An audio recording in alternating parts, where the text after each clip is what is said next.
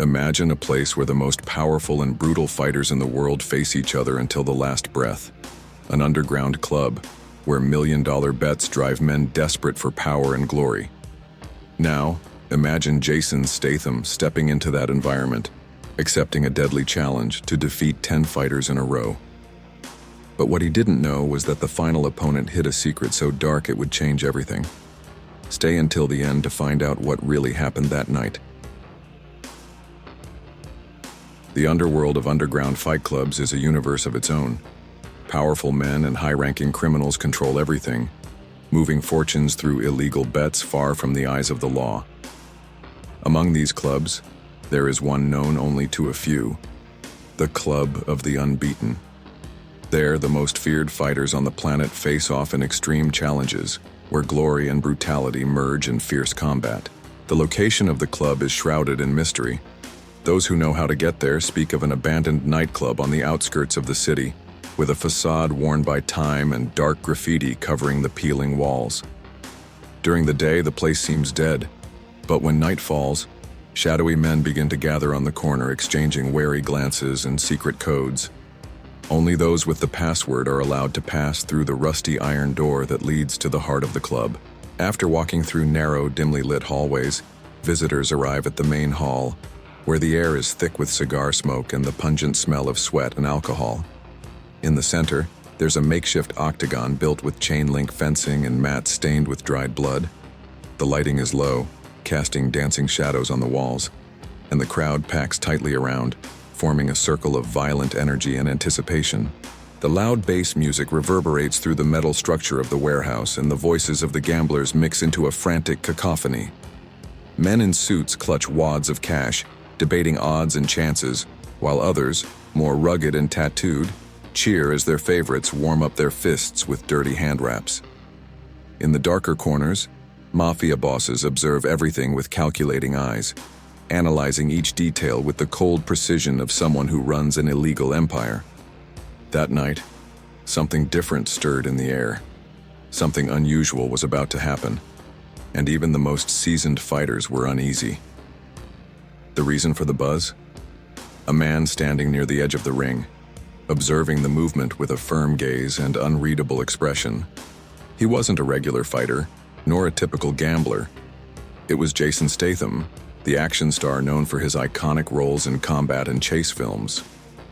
The reactions were immediate. Some laughed loudly, believing it was just a publicity stunt to promote a new action movie.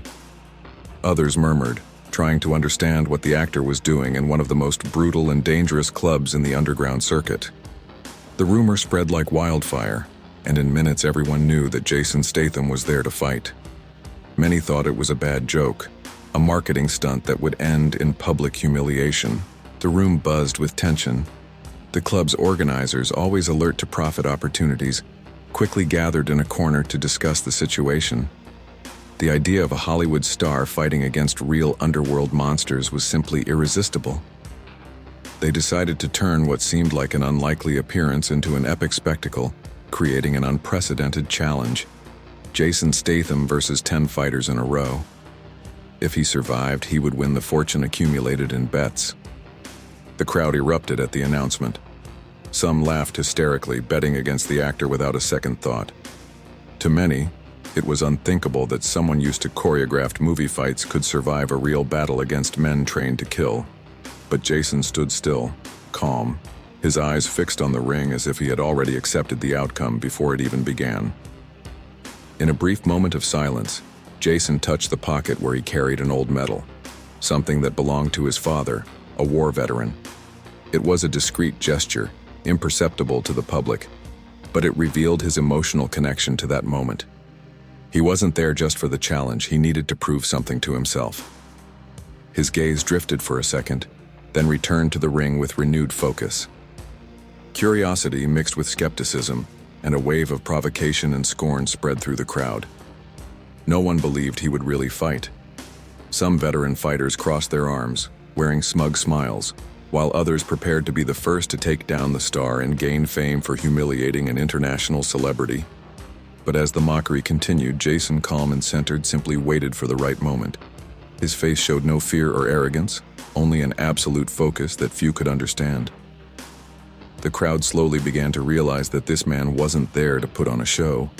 The calm he projected created an unsettling silence, as if something dangerous was about to happen. Then, when the club's judge stepped into the ring to officially announce the challenge, all eyes turned to Jason, expecting a refusal or sign of weakness. But he remained unmoved, with a faint, confident smile on his face, accepting the challenge without hesitation.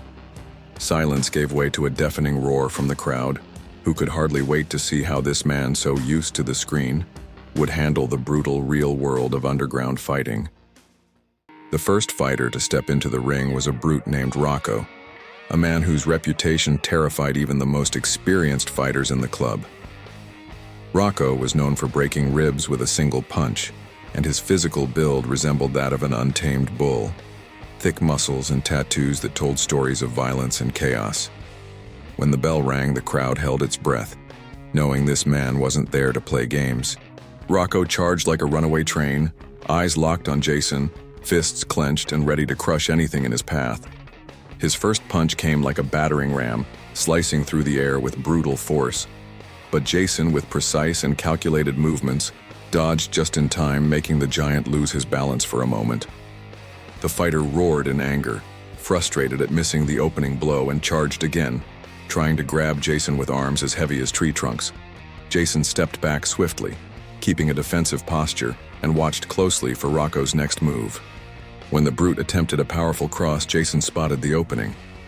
With impressive fluidity, he spun his body and landed a spinning kick to Rocco's temple, a strike the giant never even saw coming.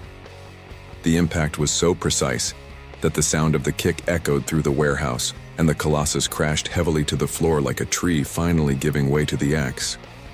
The crowd went completely silent for a few seconds, as if they couldn't believe what they had just witnessed. Then, a deafening roar took over the space. Applause and cheers reverberated through the concrete walls. Jason, still composed and showing no signs of fatigue, simply looked at Rocco's fallen body with the serenity of someone who knew the battle was far from over. There was no time to rest. The second opponent was already stepping into the ring, this time a Muay Thai master known as Cobra.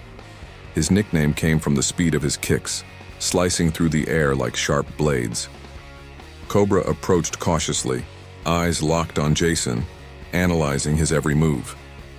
The crowd stirred with anticipation, knowing Cobra's technical and aggressive style could present a very different challenge. As soon as the bell rang again, Cobra launched a series of low kicks aiming to weaken Jason's legs. But the star remained calm, blocking the attacks with his forearms and dodging gracefully. Cobra intensified his combos, mixing elbow strikes and knee jabs in a relentless rhythm. Jason studied every move, waiting for the right moment to counter. Suddenly, Cobra slid across the ring, preparing a spinning kick aimed at Jason's face. In an almost instinctive move, Jason ducked and delivered a direct punch to his opponent's chin, stopping the kick and sending Cobra crashing to the ground with force. The fighter hit the mat without resistance, and once again, silence dominated the room, only to be shattered by an explosion of gasps and celebration. Jason remained calm, holding his flawless posture while the organizers quickly removed the unconscious body from the ring. Before the crowd could recover, a pair of twin brothers entered the octagon. Known as the Shadow Brothers, they were famous for fighting together, synchronizing attacks and confusing opponents with identical movements. Jason knew that dealing with two opponents at once would require not only skill, but tactical intelligence. The twins wasted no time and surrounded Jason, one on each side, exchanging quick glances that revealed their coordinated strategy. The first brother attacked with a frontal punch, while the second attempted a strike from behind. Jason dodged the initial blow and, with a slick movement, managed to make the two briefly collide, breaking their coordination. They quickly recovered and launched into a sequence of coordinated attacks, trying to confuse Jason with mirrored movements. Punches and kicks came from every direction, and Jason moved in circles, avoiding being cornered. The tension grew as the crowd watched, hypnotized by the synchronized combat. When one of the brothers attempted a sidekick, Jason quickly grabbed his leg and shoved him into the other, throwing both off balance. Seizing the opening, He swept the legs of the first, sending him to the ground, and then landed a sharp, precise strike to the second brother's jaw, dropping him instantly. The brother who was trying to get back up took a clean punch to the chin, ending his hopes of victory once and for all. The crowd erupted in absolute frenzy. Cheers and shocked laughter echoed throughout the warehouse. No one could believe what they were seeing. Jason remained in the center of the ring, breathing steadily and wearing a calm expression, as if each fight had been nothing more than a warm-up for what was still to come. The fifth opponent stepped into the ring with a posture unlike the previous ones. He was of medium build, but his gaze was cold and calculating. Known as Jackal, he mastered jiu-jitsu techniques with deadly precision. His specialty was immobilizing opponents and forcing them to submit, crushing their joints with almost surgical coldness. Unlike the other fighters, he didn't charge with brute force. Instead, he circled around Jason, reading every movement, waiting for the perfect moment to strike. Jason stood firm, eyes sharp and locked on the slightest shift in Jackal's stance. The silence in the arena deepened as tension thickened, as if everyone was holding their breath for the moment that would unleash the storm. Suddenly, Jackal dropped low, trying to grab Jason's legs with a quick sweeping motion. Statham reacted instinctively, stepping back and kicking the attacker's arm away. Jackal didn't retreat. Using his momentum, he spun and tried to trap Jason's leg, aiming to pull him to the ground. Realizing the danger of being taken down, Jason swiftly raised his knee, striking Jackal's chin with enough force to shake his balance. Sensing the opportunity, Jason stepped back again, keeping a safe distance to avoid any grappling attempts. Jackal shook his head, trying to regain focus, and came in again, this time attempting a clinch to drag the fight to the mat. Jason used his agility to block the move, twisting Jackal's arm and pinning his side against the cage. The fighter's strength began to fade, and in a quick, unexpected movement, Jason delivered an upward kick that struck Jackal's chin, lifting him off the ground and slamming him flat on his back, completely unconscious. The crowd erupted into screams, stunned by how precisely and strategically Jason had taken down a submission specialist. Statham stood still for a moment, breathing deeply and sizing up the next challenge, without showing the slightest sign of fatigue. The sixth fighter entered with a completely different aura. His nickname was Serpent, and he was known for his near-supernatural agility. He moved through the ring with fluid, fast steps, as if his body had no weight. His techniques were unpredictable, combining pinpoint strikes with rapid movements that disoriented his opponents. Serpent began circling Jason, rolling his shoulders and feinting with small advances to test his reactions. Jason held a firm stance, studying the chaotic rhythm of his opponent. Realizing his usual style was having no effect, Serpent stepped up his offense with rapid punches and high kicks, trying to break Jason's guard. But Jason dodged with precision, maintaining absolute focus. At one point, Serpent got too close, going for a direct strike. Jason saw the opening and with surgical accuracy grabbed his opponent's arm, twisted it into his body, and locked in a rear naked choke. The pressure tightened, and within seconds, Serpent went limp. The tension was rising, and the crowd, now torn between awe and disbelief, began wondering if anyone could stop this man. The next fighters were announced as a pair of Eastern European mercenaries. Known as the Colossus Brothers, they were brutal and synchronized, using a mix of military combat tactics and dirty boxing. Their bodies were massive, scarred, and their cold, menacing stares chilled the crowd. Jason knew that fighting both at once would take more than brute strength. When the bell rang, the mercenaries advanced together like a single predatory organism. One attacked with heavy hooks while the other went low, aiming to sweep Jason's legs. Their coordination was impressive, but Jason remained calm, blocking high punches and dodging low strikes with agile footwork. In a moment of hesitation from the mercenaries, Jason disrupted their rhythm. A straight kick to the first mercenary's nose echoed with a dry crack through the ring, followed by a burst of blood. The man staggered backward, and the other, enraged, swung a brutal elbow. Jason ducked under it and delivered a precise knee to the man's jaw, bringing him to his knees, dazed. One final cross to the face ensured he stayed down. The crowd stood in stunned silence. Jason was now sweaty and breathing heavily, but his stance remained composed, as if he knew the hardest part was still to come. When the next name was announced, the audience erupted in anticipation. It was their favorite, a monster called Golem. Golem entered the ring like a force of nature. He was enormous, his muscles so dense they looked carved from stone. His presence made the ground tremble with each step. Jason knew fighting someone this strong would require strategy and speed. One solid hit could be fatal. When the bell rang, Golem charged like a tank, throwing punches that whistled through the air with terrifying force. Jason kept his distance, analyzing the giant's movements. He aimed to destabilize Golem's balance by targeting his knees and joints, but each kick seemed only to enrage the beast. Golem roared and grabbed one of Jason's legs, trying to lift him like a rag doll. In a desperate move, Jason landed a direct punch to the giant's face, making him back off briefly. Seizing the moment, Jason unleashed a series of kicks to the side of the knee until a sharp crack rang out through the arena. For the first time, Jason showed visible exhaustion. He was breathing hard, his fists slightly trembling.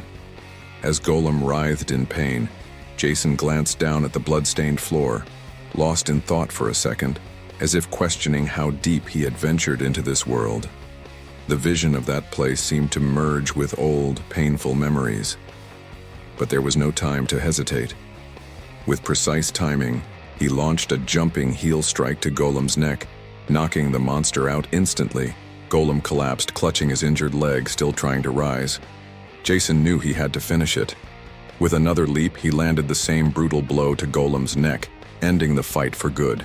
The crowd fell into stunned silence, unable to believe what they had just witnessed. Jason, drenched in sweat and breathing heavily, lifted his eyes toward the organizers, as if already anticipating his final opponent. The atmosphere was heavy with tension. The crowd, which had cheered wildly after each match, now fell into a dark and expectant silence. The lights dimmed slightly, as if the place itself sensed that something unusual was about to happen. The entrance of the final fighter was accompanied by an almost ritualistic stillness. A tall man, cloaked in shadows, slowly walked to the center of the ring. His posture was steady, but there was something unnatural in his movements, almost as if he didn't feel the weight of his own body. They called him the Spectre. It was said he didn't speak, didn't smile, and had never been seen outside the ring. His existence was surrounded by myth. Some claimed he had been a professional assassin recruited by underground organizations. Others believed he had died in combat and been brought back by unknown means. None of these stories were confirmed, but one thing was clear: no one had ever defeated the Spectre. And even more disturbing, those who had faced him were never seen again. Jason Statham watched the man from a distance. The Spectre's body was covered in a dark, tight outfit, and his face was hidden behind a metal mask, expressionless. The eyes behind the visor were cold, devoid of humanity. Jason clenched his fists and took a deep breath. It wasn't fear he felt, but a deep warning that what he was about to face was no ordinary opponent. This was something beyond the physical, something that defied logic. The referee hesitated for a moment before starting the fight, and when he finally raised his hand, what followed was an explosion of movement. The Spectre attacked with unbelievable speed, delivering precise and sequenced strikes, as if he had rehearsed each action hundreds of times. His punches sliced through the air with no wasted energy, and his movement was almost robotic in its accuracy. Jason defended as best he could, retreating, blocking, trying to decipher the attack pattern. The crowd watched in silence, hypnotized. There were no cheers, no shouting, only the muffled sounds of blows, and everyone's held breath. Jason was pushed to the edge of the ring, feeling the metal wall press against his back. He tried to counterattack, but the Spectre anticipated every move. It was as if he was always one step ahead, like he knew Jason's moves before they even happened. Time passed and something strange started to emerge. Jason noticed the opponent showed no signs of fatigue, not a drop of sweat, no heavy breathing, no pause to adjust his stance. It was as if he were tireless, as if he wasn't human. Jason stepped back once more and locked eyes with the man behind the mask. In that moment, he saw something even more disturbing. The look was completely empty. No anger, no focus, no emotion, just emptiness. It was then that Jason realized he couldn't win through traditional means. It was useless to try and overpower someone who didn't feel pain. Useless to look for flaws in someone who never tired. The only option was to use time as a weapon. Jason shifted to a new stance, more defensive. Instead of attacking, he began to dodge and move constantly. He forced the Spectre to chase him, to strike at air, to waste energy. Minute after minute, Jason kept circling the ring, evading with precise movement, avoiding direct confrontation. The crowd, once silent, began to grow restless. This wasn't the bloody fight they had expected, but Jason knew what he was doing. He was draining the opponent in a way no one had ever tried. He was testing the limits of someone believed to have none. And then gradually he noticed a change. The Spectre's attacks were no longer as fast. His stance began to subtly falter. The once perfect precision now revealed tiny openings. Jason knew it was working. With a bold move, he lunged forward and feinted a frontal attack, just to observe the reaction. And there it was. A slight delay in response time. That was enough. Jason spun and landed a side kick to the opponent's ribs, sending him stumbling back toward the center of the ring. A metallic clang echoed through the space. It was the first time the Spectre had truly felt impact. Jason didn't hesitate. He advanced with a sequence of punches, dodging counterattacks and looking for an opening. In one precise movement, he struck the mask directly, cracking it along the side. The crowd held its breath as the visor finally gave way. The face behind the mask was that of a devastated man. Deep scars ran across his skin, as if he had survived countless battles. But his eyes were the most disturbing part. They were empty, lifeless, as if his soul no longer inhabited his body. The crowd instinctively backed away, and a murmur of fear rippled through the hall. Jason kept his composure. But before finishing the fight for a brief moment, he saw his own reflection in the cracked visor. Exhausted, worn, and nearly unrecognizable. As if he were battling a dark version of himself. It wasn't just the Spectre he was fighting, but everything he had tried to bury over the years. Pain, failure, rage. The weight of the moment was crushing. But he knew he had to end it. He spun his body and delivered a brutal strike to the side of the Spectre's head. The impact was devastating, and the body collapsed like a toppled statue. For a few seconds, no one moved.